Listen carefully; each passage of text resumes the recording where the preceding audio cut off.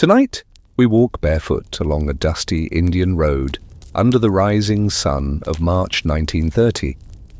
You feel the earth still cool beneath your feet, the dry air stirred only by the breeze whispering through tamarind trees. A frail man in homespun white cloth adjusts his glasses and leans slightly on a walking stick. Behind him trails a string of silent companions, each step a soft defiance against an empire that ruled from oceans away.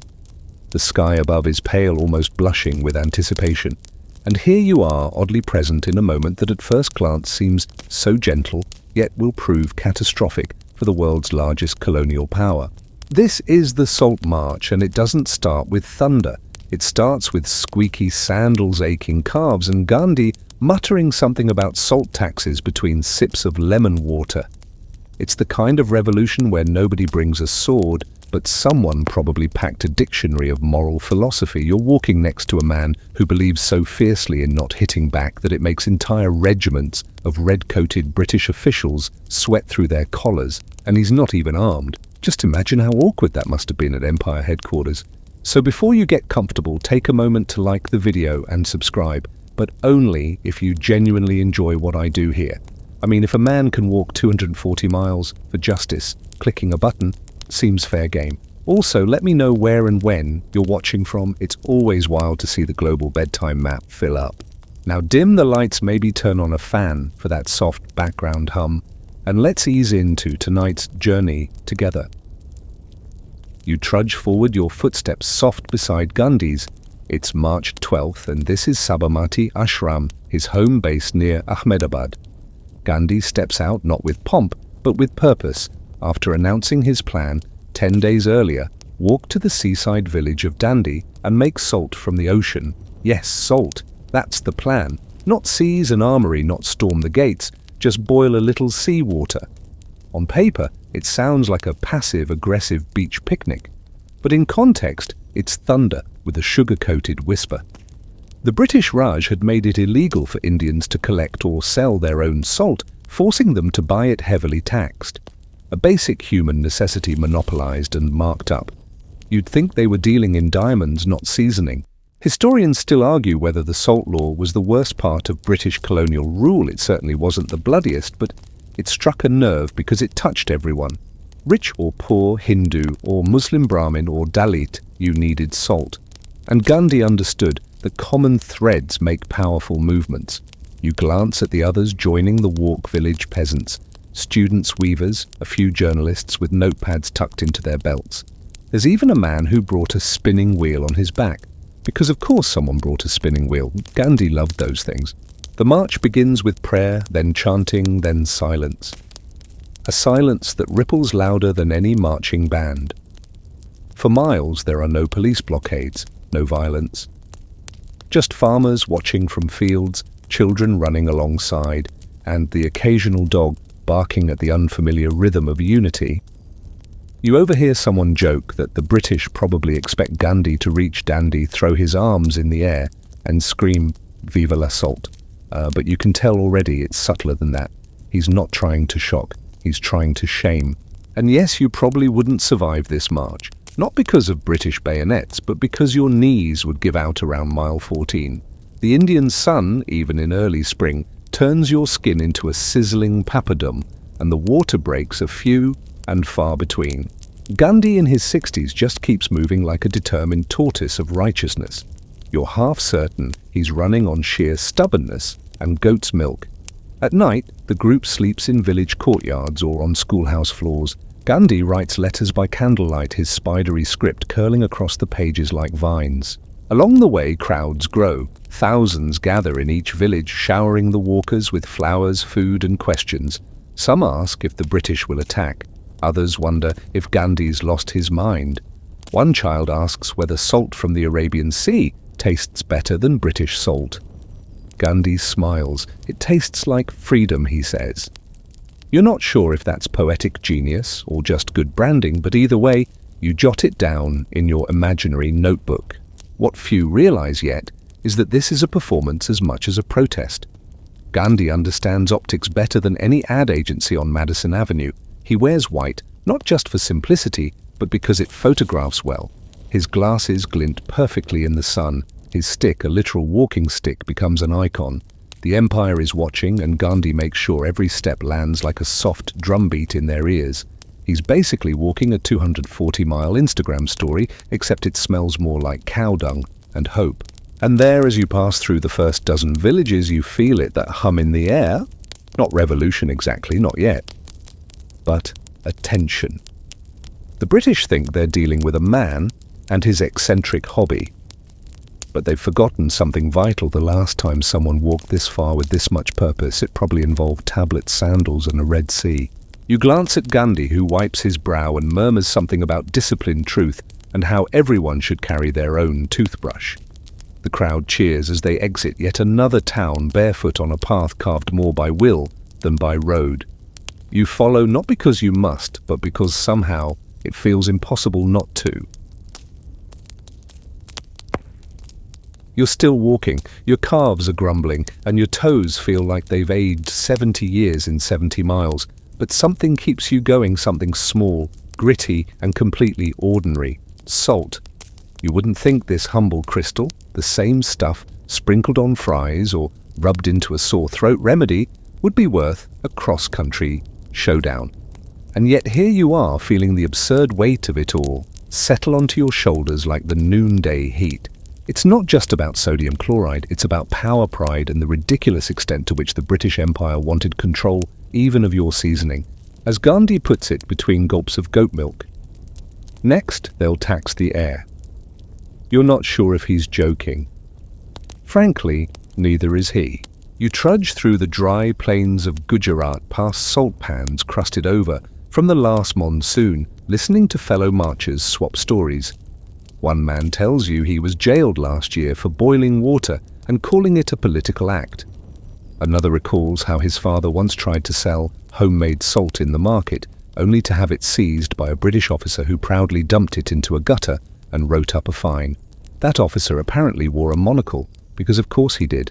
Here's the thing about salt, it was everywhere, and yet the British made sure it belonged to them. You could have salt in your backyard caked into your well, or clinging to your clothes after a seaside swim, and still by law it wasn't yours. British India's salt laws dated back to the 1880s but had hardened over time, like day-old porridge. Indians were forbidden from collecting their own salt and had to buy it instead from government depots, often at prices that made your aunt's wedding sari seem like a bargain. Mainstream historians agree this wasn't just petty colonial micromanagement, it was fiscal exploitation. The salt tax funded a good chunk of British administrative costs. Think of it as imperial crowdfunding, except you never clicked agree. Everyone paid, even the poorest, making it one of the most regressive taxes ever devised. And Gandhi knew it. He saw salt as the perfect pressure point, accessible, symbolic, and inconvenient to defend without sounding like a cartoon villain. But not everyone was convinced. Even among Indian nationalists there were doubts. Why not pick a flashier target? Why not organize strikes, sabotage telegraph lines, or boycott British textiles more aggressively? Historians still argue whether the Salt March was strategically brilliant or just a poetic gamble. Some thought Gandhi was too soft, too theatrical. Others worried it wouldn't ignite the masses. Salt One skeptic wrote in an editorial, "Next, he'll protest over pepper." And yet here you are, part of a human river flowing southward. Every day brings new followers, farmers with sun-browned faces, college students on break, even a couple of Brahmins who keep politely asking if the march can pause for afternoon prayers. Gandhi allows it, of course. The man was many things, but punctual wasn't one of them. Still, nothing about this journey feels impulsive. Gandhi had spent weeks preparing, studying maps, choosing Dandi carefully for its coastal access, symbolic geography, and press visibility. He'd also sent letters to the Viceroy Lord Irwin warning him of the plan, a kind of "Dear Empire, here's what I'm about to do. Warm regards, M.K. Gandhi." Irwin ignored it, thinking the whole affair beneath notice. You can almost hear the imperial eye roll echo from London. Salt, please. The empire had bigger fish to fry, like trying not to collapse under its own bureaucratic bloat. But here's where the magic creeps in, one village at a time. In each town you pass, Gandhi stops to speak. No microphones, no stages, just a soft, gravelly voice and a moral lecture disguised as a fireside chat. He talks about satyagraha, truth force, about resisting with dignity, and about how freedom doesn't need blood, just resolve. And goats. Let's not forget the goats. One of them, a scrawny creature named Nirmala, has joined the march. A gift from a village elder, she trots proudly alongside the walkers, occasionally gnawing on Gandhi's dhoti when bored. Legend or gossip says Gandhi once whispered his speech drafts to her because she listens better than most politicians. You pat Nirmala's head and wonder if you're hallucinating from dehydration. Still, every mile matters. The British press starts paying attention, then American journalists pick up the scent. By the time you reach the halfway point, the New York Times is running daily updates. One cartoon shows Gandhi leading a parade of skeletons with salt or death scrawled underneath. It's tasteless and weirdly catchy. But the march, despite its quiet nature, is beginning to cause ripples far beyond India. You hear people comparing Gandhi to Jesus, Moses, and occasionally a very determined librarian. The British start to worry, not enough to act yet, but enough to send spies into the crowd. You spot one, a lanky man in khaki with suspiciously polished shoes and a notepad labeled, "Definitely not a spy." He asks too many questions and gets sunburned on day 2. Gandhi welcomes him with a smile and offers some lemon water. Even spies must stay hydrated, he says. The man blinks, scribbles something, and disappears into the bushes. At night you sleep under the stars, the cool wind stirring palm leaves into lullabies. Gandhi prays before bed, then applies a bit of earth to his forehead. You ask him why. The land blesses those who walk in peace, he murmurs. It's either profound or vaguely threatening. You're too tired to decide. And then as you drift off beside hundreds of snoring bodies and one gently farting goat, you realize the beauty of it all. This isn't a rebellion led by fire and fury, it's a rebellion led by footprints, sweat, and the unshakable belief that even an empire can be undone by salt water and sandalwood resolve. Your feet are flatter than a colonial tax ledger, and the road ahead still stretches like a rope tossed across the subcontinent. You're now deep into the heart of the Salt March, trudging from village to village with a motley crew of weavers, school teachers, merchants, and one particularly devoted man who insists on carrying 2 spinning wheels just in case one gets lonely. Gandhi's band of pilgrims may look like a ragtag collection of peaceful oddballs, but each step lands like a drumbeat in the ears of British bureaucrats sipping their tea with increasingly shaky hands. The sun continues its slow roast over Gujarat, browning shoulders and peeling noses, but with every blistered mile the air thickens not just with dust, but with anticipation. You're now somewhere between Ahmedabad and Surat, with a few dozen miles still to go. The roadside crowds have grown. What started as a fringe spectacle is now a mobile awakening. Grandmothers hobble out with trays of jaggery, schoolchildren chant Mahatma Gandhi, and local priests toss flower petals like Gandhi is some kind of sandal-clad deity on tour. The atmosphere is part sacred rite, part political parade, and part sweaty endurance test. Still, discipline holds firm. Gandhi is fastidious. Each morning begins with prayer, followed by a short speech, a spinning demonstration, and then strict orders not to retaliate if attacked. You're reminded again, this isn't a trek for adrenaline junkies, it's for believers. Gandhi's philosophy of satyagraha isn't just about protesting peacefully, it's about melting your enemy's moral resolve like ghee left in the sun. You feel it every time he stops to politely decline police escorts, saying he trusts the people more than the state. You also feel it every time someone tries to sneak a cigarette and gets stared down by a 61-year-old man in round glasses who hasn't blinked in 10 minutes. You've now entered the terrain where villages blur into each other, mud huts leaning at suspicious angles, mango trees shading community wells, and goats who eye you with the smug confidence of lifelong locals. Gandhi uses these stops not just to rest but to teach. In village after village he talks about Swaraj, self-rule, not just as a political goal but a personal ethic. You cannot throw off foreign domination, he tells one cluster of farmers, if you still depend on foreign cloth to cover your own body. So, of course, out come the spinning wheels. You sit on the dusty ground beside a dozen marchers, awkwardly learning to twist thread. The man next to you mutters that he hasn't spun anything since his wife tried to teach him during a fight. You both laugh quietly, but then Gandhi glances over and suddenly you're spinning like your dignity depends on it, which under his gaze it sort of does. Still, not everything is smooth. One morning, you wake to find a few marchers missing. Rumors swirl, some dropped out due to exhaustion, others detained discreetly by local authorities under vague charges like unauthorized walking or possessing a suspiciously determined attitude. You ask Gandhi if this bothers him. He shrugs. The road always thins the crowd. That is its way. And he's right. Even among the marchers, nerves begin to fray. You hear debates at night. Will the salt really matter? Will the British just laugh it off? One marcher, a former Bombay lawyer, worries that Gandhi's tactic won't force any real legal change. It's symbolism, he huffs, and symbolism doesn't put rice on the table. Gandhi, overhearing, simply says, "Neither does fear." Despite doubts, the message continues to resonate. Foreign journalists start embedding with the group, yes, embedding, like it's a war zone, even though the most dangerous thing so far has been a mango pit to the foot. But make no mistake, this slow, sandal-footed caravan is now front-page news. The Manchester Guardian, the Times of India, the Chicago Tribune. They all send correspondents to capture the surreal sight of hundreds marching for salt as though it were gold. And then comes a curious hiccup.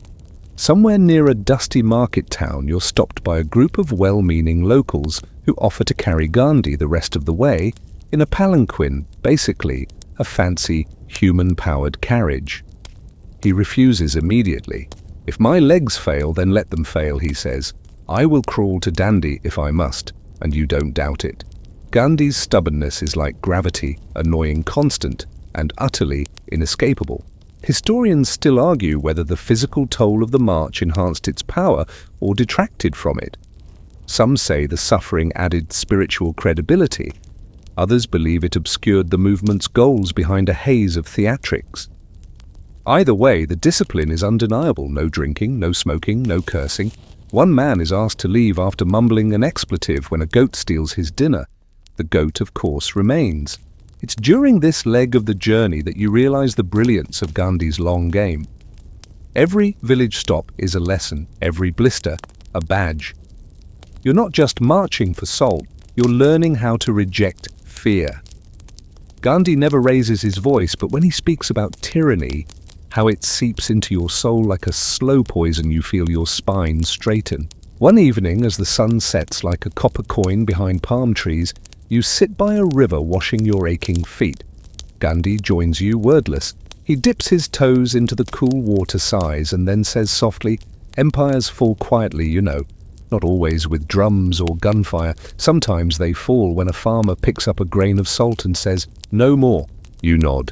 Not because you fully understand, but because it feels like something worth remembering." The days stretch on, and your feet have given up complaining. They now speak only in groans. The group has thinned a little, as Gandhi predicted, but the energy has changed. It's not lessened, it's sharpened. There's now a hum beneath every conversation, like everyone's subconsciously counting down to something. You feel it during morning prayers, you hear it in the way the crowd murmurs when new faces join, and you sense it most when Gandhi pauses to rest beneath a neem tree, clutching his walking stick like it's a scepter of quiet revolution. The coastal village of Dandi still lies ahead, but the terrain here isn't just sand and gravel, it's suspicion and whispers. Because not everyone wants this march to succeed. You pass through one village where the reception feels cooler. Gandhi still receives flowers, but there's an undertow of unease. At the edge of the crowd, you spot a man who doesn't clap, doesn't bow, doesn't smile. Instead, he adjusts his turban slightly every time Gandhi speaks, as if signaling someone. Your instincts tingle. Later, one of the younger marchers confirms it. The British have embedded more than a few informants into the crowds, hoping to document seditious statements or provoke a misstep. It's all very cloak and dagger, except the cloaks are homespun and the daggers are metaphors. And yet Gandhi doesn't flinch. He knows. He welcomes them. They too are children of God, he says one evening, just after deliberately walking right past one of the clumsiest spies you've ever seen a man pretending to be a banana seller who can't name a single banana variety. Even Nirmala the goat seems unimpressed. There's another layer now, doubt not just from outsiders, but from within. One evening, as the group shares lentils under the stars, an older marcher named Sudhakar raises a tough question. What if they arrest you before Dandi? What if they beat us? The fire crackles between you. Gandhi, brushing sand from his ankle, replies gently, "Then we go to jail, with our heads held high. And we do not raise our hands, not even to shield our faces. You can't help it. You glance down at your own hands and imagine them bruised, broken, possibly worse." Historians still debate whether Gandhi's insistence on total non-violence endangered his followers, especially the less seasoned ones. Critics point to later protests that ended in brutal police beatings and argue that moral high ground doesn't cushion a baton blow. But Gandhi was never unclear. Suffering accepted willingly reveals the soul of the oppressor. It's twisted, beautiful, and terrifying. That terror takes a slightly ridiculous turn when you reach another roadside village and are greeted not by cheering children, but by a goat with no teeth, a bad attitude, and an alarming ability to block the road. The march halts. Gandhi, amused, simply waits. Even goats have their role, he says, eyes twinkling. A child offers to bribe the goat with grass. The goat sniffs, grunts, and then waddles off. The crowd laughs, and for a moment you're reminded resistance isn't just fire, it's friction farce and the funny detours in between. Still, pressure is mounting. The colonial authorities haven't intervened publicly yet, but you've started noticing more uniforms in the distance, watchmen stationed on rooftops, patrols loitering just a bit too close. One evening, Gandhi's assistant receives a letter from the British district magistrate strongly urging Gandhi to turn back. He reads it aloud, standing under a banyan tree. Gandhi simply smiles and folds it neatly. "They are beginning to sweat," he says. That is good. And you believe him even though the signs of real fear are subtle. There's no crackdown, yet no arrests. Just an air of watchfulness like the eye of a storm, scanning the horizon for trouble that hasn't quite earned a police lathi yet. But it's coming. Then comes the moment of sabotage, not from the British, but from within. In one village you hear whispers of a saboteur. Someone, it turns out, has been quietly encouraging Gandhi's followers to skip Dandi and head instead to Bombay, where a real uprising is supposedly waiting. It's all very revolutionary by mailing list. Gandhi handles it as only he would. He seeks the man out, offers him dinner, and calmly explains why shortcuts never lead to Swaraj. "We are not a firework," he says. "We are the sunrise." The saboteur leaves the next morning thoroughly disarmed and slightly embarrassed. You wonder whether Gandhi's true genius lies not in speeches or marches, but in his eerie ability to defeat opponents by outsuffering them. He doesn't win arguments, he invites them to dissolve on their own. Somewhere near Navsari, a journalist named Webb Miller joins the march. An American. He arrives dusty and sunburned, but within days he's scribbling breathless dispatches for the global press. His reports are vivid. Gandhi, trudging in silence, villagers weeping as he passes the contrast between frail bodies and imperial absurdity. You find him crouched near a tree one night, notebook open, muttering headlines to himself. The empire trembles, the march that melted marble. You suggest Gandhi's great walk-off. He chuckles and writes it down just in case. The final days before Dandi feel surreal. Everyone's exhausted but energized. The air buzzes like a power line. Gandhi still leads, now visibly thinner, his ribs faintly outlined beneath his cloth.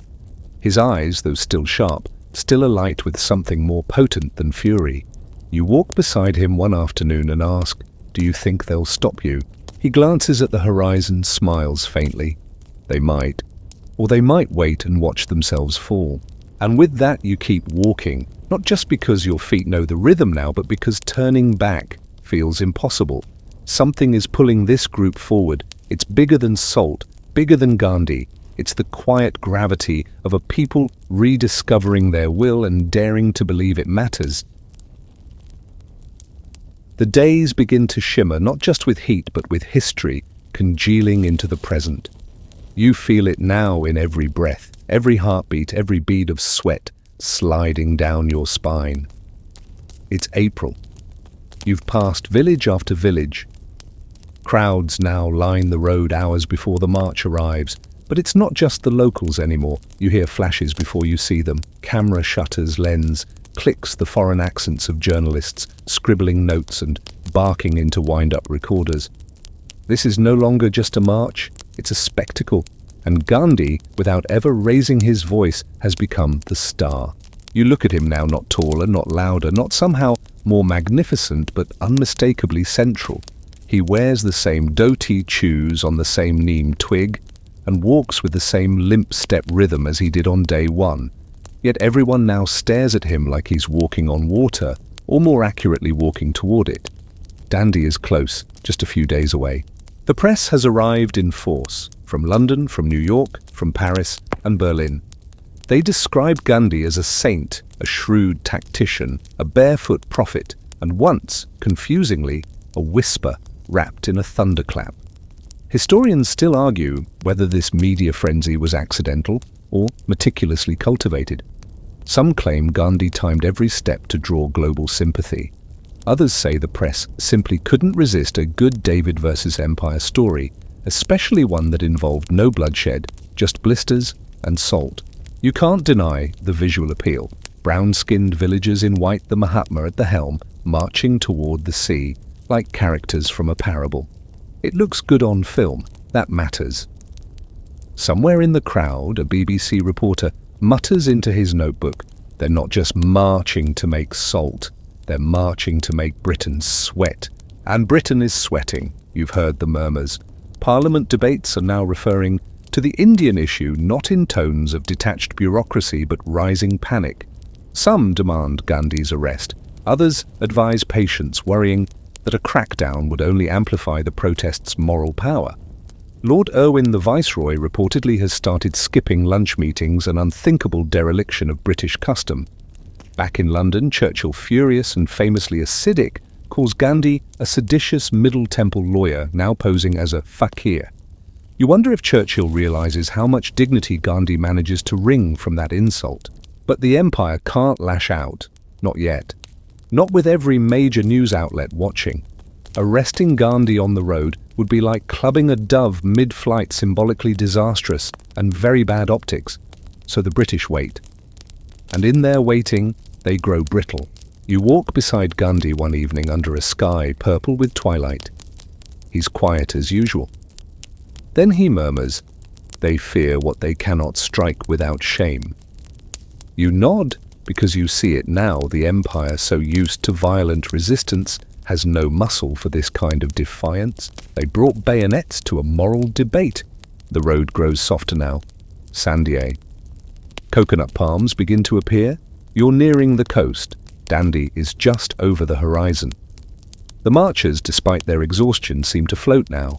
They sing more often, smile easier, walk with a lightness that defies the 100 miles they've left behind. Even Nirmala the goat has developed a dignified trot. Then something strange happens. In a village just outside, Gandhi stops abruptly. He picks up a lump of soil, examines it closely, and hands it to a young boy. "This land," he says softly, "will remember us." You blink, unsure whether he's being poetic or prophetic. Possibly both. But not everyone is singing. That night you hear rumors. The British are sending reinforcements to Dandi, not soldiers exactly, but official observers. A way to monitor Gandhi's actions, maybe intervene at the last second. You brace yourself. Will they arrest him just before he touches the salt? Will they bulldoze the beach? Instead, they send a man named Sir Frederick White, an administrator with a moustache so perfect it looks like it was painted on. He arrives in a car, stands awkwardly at a distance, and watches the marchers pitch camp. He says nothing. He takes notes, and then, like a minor character in a play, unsure of his cue, he leaves. Gandhi doesn't acknowledge him. Even observers are swept away by the tide, he says. You wonder if he means that literally. You notice something else too. The tone among the marchers has shifted not in enthusiasm, but in solemnity. The closer you get to Dandi, the quieter it gets. This isn't just the climax, it's the threshold. Everyone senses it. Something is about to break, not just a law, but a pattern, a belief, a power imbalance. You feel it in your gut. That night, before the final march to the sea, Gandhi gives a short speech. No grand declarations. Just a reminder, let us not become what we oppose. Let us make salt, not war. You lie awake under a canopy of stars listening to the ocean's distant murmur. It doesn't sound like waves, it sounds like breath, deep, slow, inevitable. The wind flaps a corner of Gandhi's tent. You hear someone whisper, "Tomorrow we make salt." And for once that doesn't sound small. You wake to the sound of sandals shuffling on sand. It's still dark, but the stars are fading, and a hush has settled over the camp, like the moment before a curtain lifts. You sit up, brush the dew from your face, and realize this is it, the final stretch. Dandi waits just beyond the next dune, and the Arabian Sea, calm, ancient, and utterly unbothered by empires, whispers its welcome. The march is quiet today, reverent. You're not walking now so much as gliding. The ground turns grainy underfoot, the smell of salt and brine growing stronger. Coconut palms lean in from the coast, and suddenly you see it. A thin ribbon of beach stretched like an offering before the ocean. Dandi. Not a grand battlefield, not a city. Just a small coastal village still blinking in the early light. And there, at its edge, Gandhi stops. He takes a moment folding his hands in prayer, then looks out at the sea as if it might answer back. No brass bands, no banners. Just the whisper of waves and a few confused fishermen peeking from behind boats. He bends, slowly picks up a crust of salty mud, and lifts it high. With this, he says softly, I am shaking the foundations of the British Empire. You blink, that's it. No dramatic salt sculpture, no fiery speech, just a scoop of wet sand. You almost laugh until you realize, yes, that's exactly the point. No cannon, no mob, just one old man picking up what was already his. It's not the action that's explosive, it's the context, it's the question it asks: how absurd must a government be to fear someone making salt from seawater? Historians still argue over whether this moment marked the beginning of the end for British rule.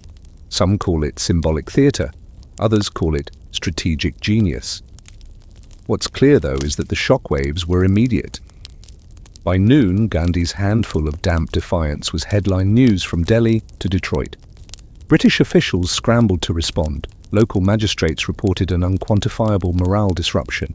That's bureaucrat speak for we're very, very nervous. More followers arrive at Dandi. Gandhi doesn't stop at one scoop. He encourages others to do the same. People begin boiling seawater in pots, laughing as the salt crystals form, some even bottling their first grains as keepsakes. The symbolism is contagious. The air is festive. You see elderly women who've walked barefoot for days now dipping their hands in the surf, lifting fingers to the sky as if saluting something beyond the horizon. And just when you think the British might finally respond with a touch of humility, something gracious or even just practical, they do the most British thing possible. They get very cross, write long memos and start arresting people. Gandhi is not detained immediately. The British hesitate, they fear making him a martyr, but others, they're not spared. Within 24 hours, salt makers are rounded up across Gujarat. Makeshift boiling stations are destroyed. Buckets of seawater are tipped out like contraband gin. You meet a woman from a nearby village who was slapped for possessing intention to crystallize salt. You didn't even know that could be a crime. Still, the response backfires. Every arrest makes the protest stronger. It's no longer about Gandhi. In towns and cities hundreds of miles away, people begin their own salt marches. In Bengal, Tamil Nadu, Punjab salt pans are revived, beach raids staged. Even inland communities gather saline soil and sell it in defiance, a black market for freedom priced by principle. Then comes one of the most curious chapters of this entire saga. In the weeks after Gandhi announces his next move, he will raid the British-controlled salt works at Darasana. Peacefully, of course. The march is planned. The volunteers are trained. But just before the action begins, Gandhi is finally arrested in the dead of night. No fanfare. Just whisked away to jail under Section 26 of the Salt Act, whatever that is. In his place, the raid is led by a poet-turned-activist named Abbas Tyabji, an elderly man with the bearing of a retired cricket umpire and the moral steel of a mountain. When he too is arrested, leadership passes to Sarojini Naidu, the Nightingale of India. She wears a sari and a wry smile, leading wave after wave of non-violent volunteers toward the salt works at Darasana. What follows is recorded by American journalist Webb Miller, and it shakes the world. Hundreds of unarmed protesters approach the gates. British police strike them down with lathis, thick bamboo sticks. The protesters fall bleeding, some unconscious. And when the next wave steps forward, they too are beaten. No one fights back. No one runs. The cycle repeats. Miller writes, "Not one of the marchers even raised an arm to fend off the blows. They went down like 10 pins. From where I stood, I heard the sickening whack of clubs on flesh." His dispatch is picked up by the New York Times, The Guardian, and dozens more. Millions read it. Senators debate it. School teachers clip it out and pin it to classroom walls. A man was arrested for touching salt, and now the world is watching an empire beat people for doing the same.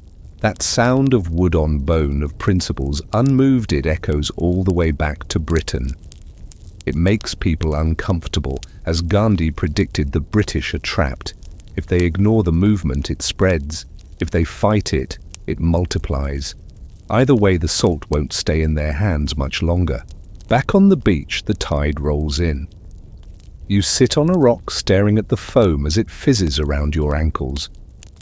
A British officer paces in the distance, looking embarrassed.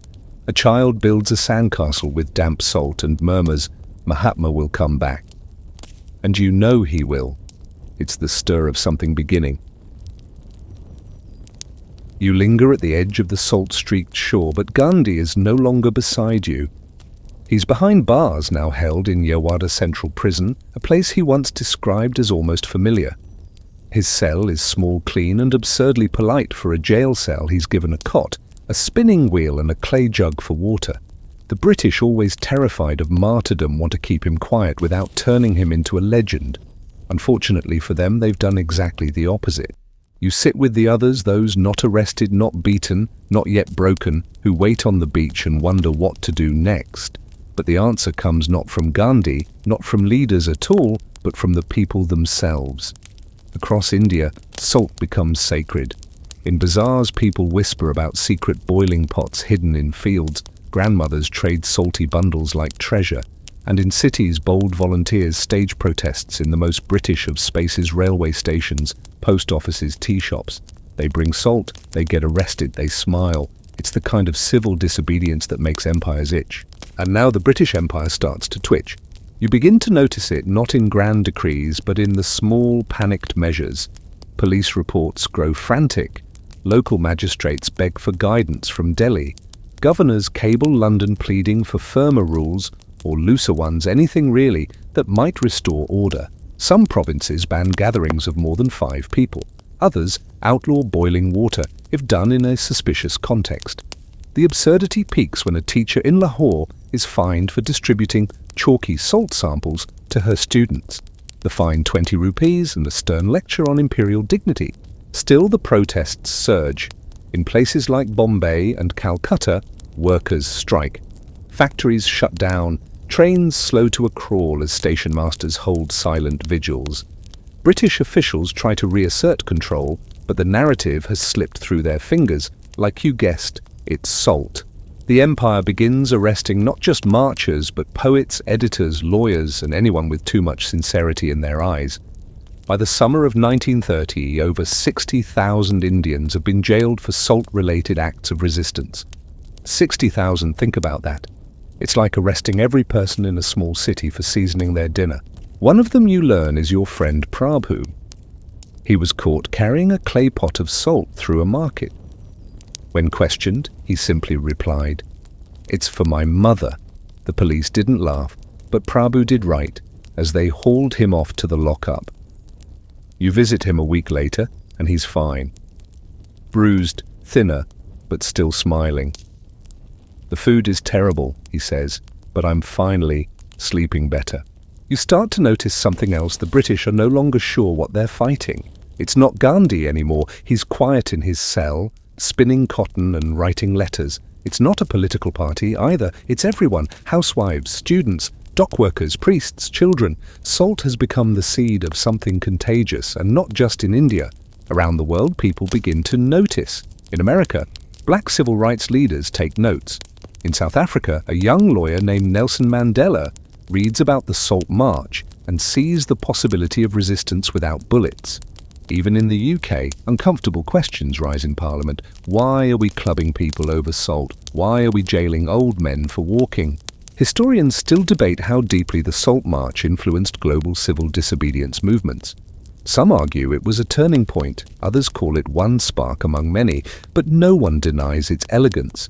It made oppression visible and ridiculous. It made power look clumsy, and it gave ordinary people a way to say no without shouting. But the empire doesn't give up easily. As Gandhi sits in jail, they try to pivot. They spin the arrests as necessary. Regulation call the salt protests unlawful agitation and blame the unrest on troublemakers exploiting native sentiment.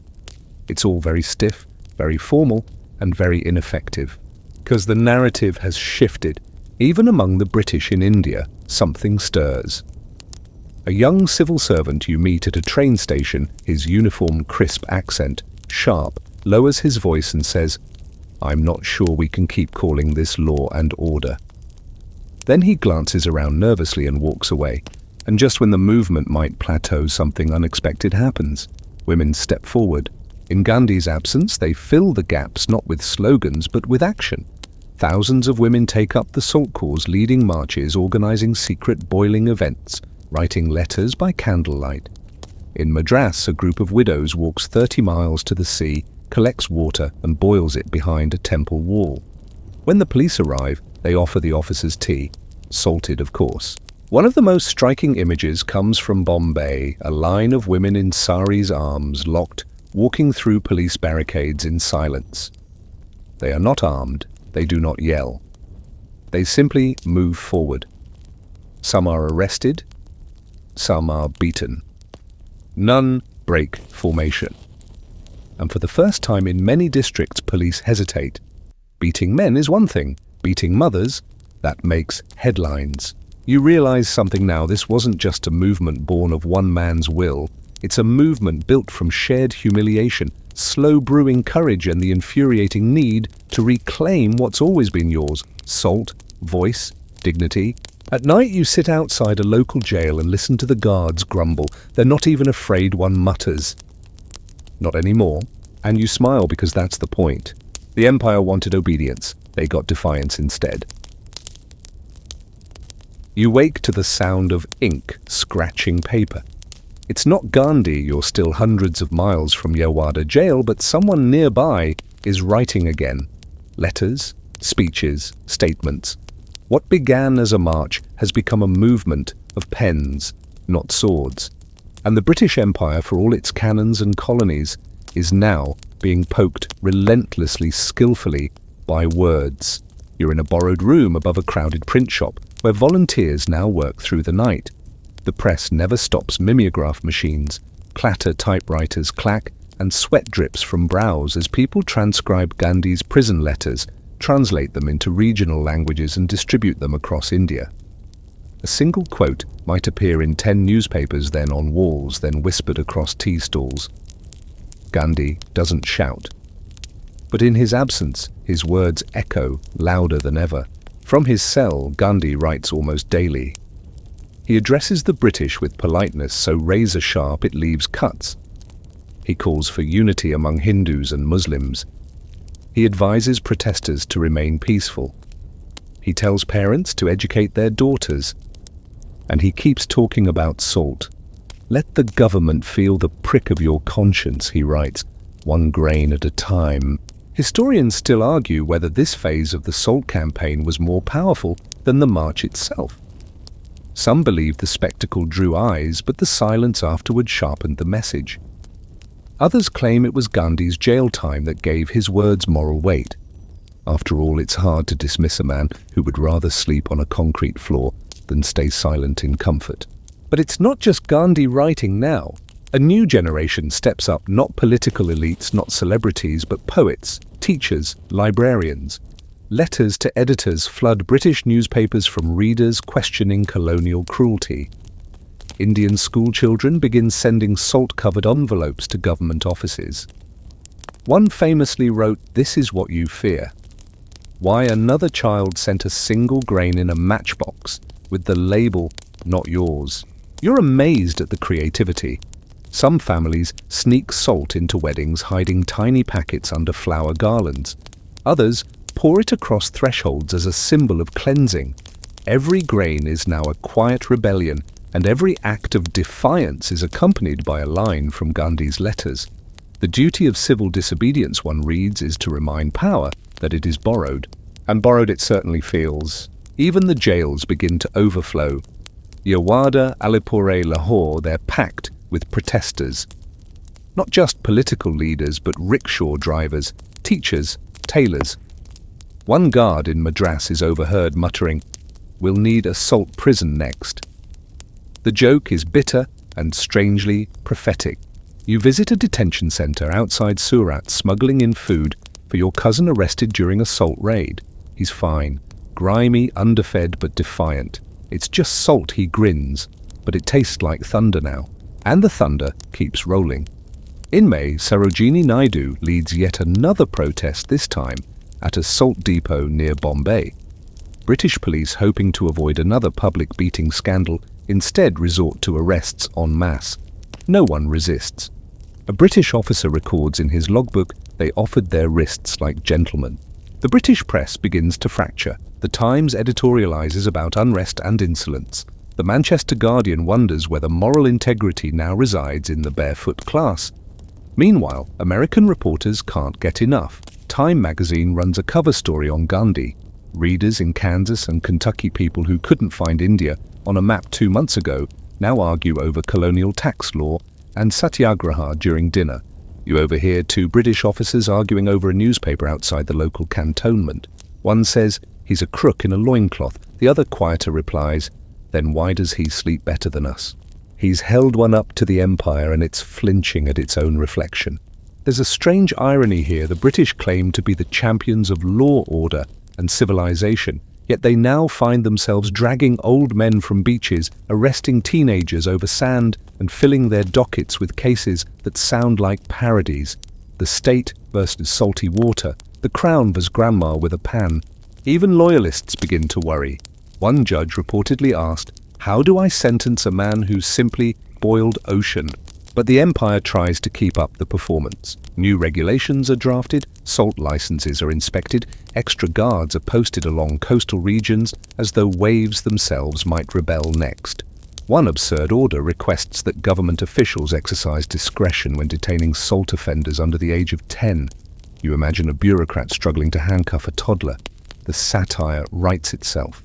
And all the while, Gandhi writes, he doesn't preach violence, but neither does he ask for pity. His tone is calm, piercing, serene. You read one letter where he says, "If I must remain in jail for 1 year, I shall spin enough cloth to clothe 10 families. And if I am denied that, I shall clothe my soul with silence." You don't know whether to cry or cheer. Back at the print shop, you help staple together a batch of pamphlets. On the cover is a simple drawing, a grain of salt on a palm, rays of light behind it. Beneath it, one line, "Freedom has flavor." You wonder briefly if anyone in London can taste it yet. Because here in the press rooms, the jails, the schools and the homes, it's unmistakable. The empire may still rule by law, but Gandhi is ruling by idea. The sun rises slower these days, as if even the sky is watching India with a cautious reverence. Gandhi is still locked away, yet his silence continues to echo across the land, reverberating through picket lines, prayer meetings, and kitchen fires. And now, into that echo, steps a force the empire hadn't counted on, not fully, not with any seriousness. Women. You've noticed it already, of course. The widows in white who walked to the sea, the schoolgirls who smuggled salty sachets inside their textbooks, the wives who boiled seawater behind shuttered doors while the police combed the alleys. But now it's no longer background support, it's a movement within a movement, and it moves with grace and granite. Sarojini Naidu, already a legendary poet, has become the public voice of this new wave. You meet her once briefly at a protest near Baroda. She's older than you expected, softer in posture, but harder in gaze. We carry salt, she says to the crowd, not because we are weak, but because it is heavier with meaning than any weapon. The men cheer. But the women, oh the women, they nod, slow and deep, like they've just heard their own heartbeat named out loud. They are everywhere now. Some wear saris, some wear homespun khadi, some bring their children on their hips. You see entire lines of them standing like silent bastions outside salt depots, unflinching before police lathis. When arrested, they go calmly, almost politely. One woman bows to her captor before being dragged away. Another gives her arresting officer a sweet before climbing into the police van. The officers don't know what to do. Some lose their tempers, others simply lose their bearings. Historians still debate how coordinated these actions were. Some say Gandhi anticipated this, planting the seeds long ago by urging women to spin, organize, and boycott British goods. Others argue that it was spontaneous, a cultural dam bursting after decades of colonial and patriarchal pressure. But no one denies its effect. The optics are devastating, for the British, that is. There's no defending an empire that criminalizes grandmothers. The headlines shift again. Salt and Sisters reads one. Women wage peaceful war reads another. In England, feminists take note. Letters from the Women's International League for Peace and Freedom begin arriving in India, praising the unflinching courage of the Indian matriarch. Even the London Times, normally as stiff as starch, calls it a display of civil fortitude rarely seen in the modern era. You follow one such group to a protest at a salt warehouse in Bombay. No yelling, no chaos. Just dozens of women laying tiny salt packets along the path, each marked with a child's name. When the police arrive, the women kneel. Not to beg, but to plant the salt like seeds. One officer hesitates so long that his superior barks at him to arrest anyone. The officer sighs and picks up a child's drawing instead. It's of Gandhi, smiling, holding hands with two girls. He folds it and walks away. At night, you sit by the roadside with a young protester named Devika. She's maybe 16, face sun-darkened, eyes bright. She was arrested 3 times in 2 weeks. When you ask her why she keeps returning, she shrugs. Because my mother boiled salt. Because her mother couldn't. She rolls a tiny packet of salt between her fingers. This, she says, is all the noise I need. There's a shift even in the British response. Arrests continue, yes, but they're less certain now, more bureaucratic. One official writes in a report, arrested a woman boiling salt. She thanked me for the publicity. Another notes, morale among constables deteriorating. Many ask not to be posted at women-led protests. Embarrassment cited. You begin to see the fraying seams of imperial control. It's not that the British are losing battles, they're losing coherence. What once was a monolith of red tape and rifles is now flailing against sarcasm, silence, and sari-clad defiance. The salt may have started it, but now the fire spreads through every rule, every ritual, every imposed line of law. You hear women mock the salt laws in market songs. One popular verse ends with, "If salt is a crime, then tea must be treason." It isn't just domestic either. Word reaches you that Indian women abroad are protesting too, marching in London, writing to parliaments, hosting salt ceremonies in New York salons. The British press tries to paint it as a fad, but you know fads don't get you jailed in Karachi for boiling water. And then another letter from Gandhi, smuggled out of Yerwada. It's short, maybe 300 words. He addresses it to the women of India. He thanks them gently. He urges them to keep walking the path of nonviolence. He asked them not to hate, even now. To carry salt with love, he writes, is to remind the world that resistance can also be tender. You hear it read aloud at a gathering under banyan trees. Some women cry, others laugh softly. One elderly protester clutches the letter to her chest and says, "Now we know he hears us." The others nod. You sit quietly, letting the scene absorb you. You came for a march, you found a movement, and now you're watching that movement be carried forward, not on the shoulders of generals, but in the palms of women. They walk home under starlight heads, high the grains of salt, still clinking faintly in their satchels like the seeds of something beautiful and entirely unstoppable. You return once more to the sea, though the waves feel quieter now, more thoughtful, as if even the ocean is reflecting on what it helped begin. The salt marches are no longer singular events, and Gandhi is still behind bars, but somehow none of that seems to matter, in the same way it once did. The march, the scooped-up salt, the silence that followed, it's all rippled outward, and the ripples haven't stopped. All across India, something has shifted. You can feel it in the way people walk, talk, write.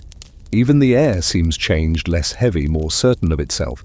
A potter you meet in Udaipur hums a protest tune while shaping a clay bowl. A tea seller in Delhi adds a pinch of illicit salt to your cup and says with a wink, "Imported only from our own sea." They laugh now, not because they aren't afraid, but because fear has stopped feeling like a master. The British, meanwhile, are beginning to look like guests who stayed too long. Their laws still bind, their police still patrol, their railways still run on colonial timetables, but they no longer command in quite the same way. The uniforms look stiff now, almost outdated. The accents, once sharp with command, have started to sound brittle. You hear a British officer scold a salt seller in Madurai only to be ignored, with the calm indifference usually reserved for mosquitoes. No one runs, no one bows, they just smile and keep selling. And what of Gandhi? He's released from prison in January of 1931. The government, perhaps hoping to negotiate, invites him to London for talks. He goes wearing his usual hand-spun cloth, carrying no entourage, and still barefoot. The British media doesn't know what to do with him. One cartoonist draws him sitting cross-legged on a polished chair at Buckingham Palace, sipping tea and making the king look overdressed. It's not that Gandhi embarrasses them with speeches, it's that he doesn't try to impress. He simply exists peacefully defiant, like a stone in the empire's shoe. Historians still argue whether the round-table conferences that followed were truly productive. Some say Gandhi gave up too much. Others claim the British never negotiated in good faith. But almost all agree by the time Gandhi returned to India, the world had changed. Something irreversible had occurred. The empire had been exposed not as invincible, but as vulnerable to humility, to dignity, to grains of salt. Still, independence doesn't come overnight. You know this. It takes 17 more years, more marches, more arrests, more heartbreak. But the Salt March carved something into the world's memory. A blueprint, a metaphor, a whisper that said, power is only power if you let it be.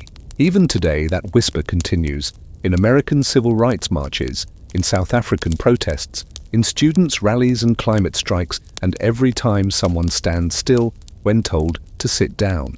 Gandhi, of course, never claimed to invent this form of resistance. He drew from ancient texts, religious ethics, and even Thoreau, but what he gave it was a language simple, accessible, firm. And what the Salt March proved was that this language could topple giants. You walk the path one last time. The road is quieter now, but not silent. In a small town you see a mural of Gandhi, with his walking stick, the sea behind him, and a grain of salt painted bright white in his hand. A group of children plays beneath it, chasing each other barefoot. One of them pretends to be Gandhi, another pretends to be a British officer. They giggle and switch roles. You smile. The game is innocent, but the memory behind it isn't. Because now you understand this wasn't just about salt. It never was. It was about reclaiming the mundane and making it sacred again, about standing in front of absurdity with calmness so complete it made absurdity look foolish, and about the strange, wonderful truth that sometimes the strongest thing you can do is bend down and pick something up. The sea laps gently at your feet again. The same waves that once watched Gandhi scoop history from the sand now rest easy. The world didn't change in a moment, but it changed because of one, and you were there to walk beside it. And now the march slows. The sun sets soft and wide across the salt flats. The voices fade, fewer slogans, now more whispers. The sea continues its endless rhythm, not in revolt, but in rest. You stand quietly at the water's edge, the last grains of salt still clinging to your skin, still sparkling under the dimming light like stars that never made it to the sky. You take one deep breath, then another. The kind of breath you didn't know you'd been holding since this journey began. Around you, the sand cools, the wind gentles, and the world softens into shades of blue and grey and hush. The march is over, but the footprints remain pressed into the road like gentle defiance, like promises whispered into soil. You imagine Gandhi again, somewhere far but near, not speaking, just walking, the stick tapping the earth in that patient rhythm, the eyes scanning the horizon, the spine unbent. You see him beside you, not as a statue or a saint, but as a man who refused to be angry and dared to be calm. And now you close your eyes. Let the weight fall from your shoulders. Let the dust slip away. Let your thoughts become slow, quiet waves. Everything can rest now. The empire, the movement, the march, even you. No more walking, no more talking, just peace, curling like steam from a warm cup of chai at dusk. The grains of salt are still there on the wind, in the water, in the pages of history, and tonight they sing you to sleep.